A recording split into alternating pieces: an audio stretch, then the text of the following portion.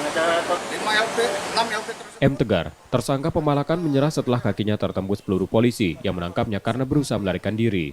Tersangka dalam aksinya sering menggunakan senjata tajam untuk menakut-nakuti atau melukai korbannya. Bersama tersangka, polisi menyita beberapa handphone hasil kejahatan dan sebilah senjata tajam. Tindakan kejahatannya dengan melakukan pengancaman terhadap korbannya dan sempat ada beberapa korbannya yang terluka. Dan dia selalu membawa senjata tajam sejenis pisau, ini pisaunya yang ia gunakan pada saat melakukan aksinya. Pisau ini kita amankan.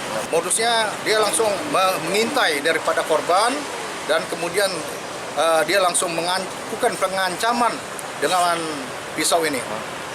Karena perbuatannya, tersangka terancam hukuman 7 tahun penjara. Yudi Kiswanto, Kompas TV, Palembang, Sumatera Selatan.